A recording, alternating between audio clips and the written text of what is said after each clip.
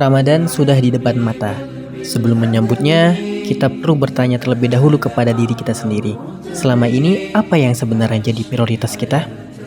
Halo Sobat Rumah, hidup seringkali terasa monoton bahkan berantakan.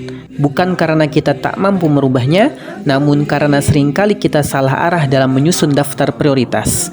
Dalam manajemen waktu, ada satu konsep sederhana mengenai hal ini. Namanya Matrix Eisenhower.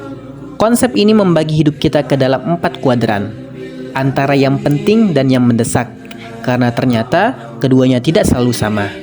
Kuadran pertama, penting dan mendesak, seperti deadline kerja, ujian besok, atau orang tua yang tiba-tiba sakit. Ini biasanya harus langsung kita kerjakan, karena kalau tidak, ada konsekuensinya. Kemudian kuadran kedua, penting tapi tidak mendesak, seperti memperbaiki hubungan, menabung, belajar agama, membangun kebiasaan baik, dan sebagainya. Masalahnya karena tidak terasa mendesak, kita sering menundanya. Padahal disitulah masa depan kita dibentuk. Kuadran ketiga, mendesak tapi tidak penting.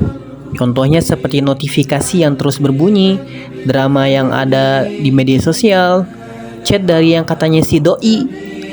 Ini memang terlihat mendesak, tapi itu nggak membawa kita kemana-mana. Dan yang terakhir, tidak penting dan tidak mendesak.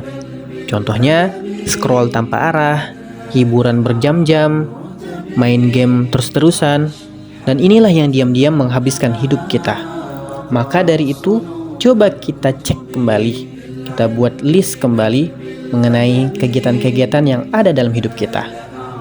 Karena Ramadan bukan hanya sekedar bulan puasa, ia adalah momentum untuk menyusun ulang prioritas hidup kita.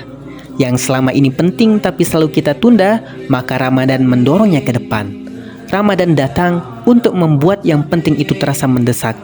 Jadi, sambutlah Ramadan dengan gembira, karena ia datang bukan untuk menambah kesibukan, tapi untuk menata ulang urutan dalam hidup kita.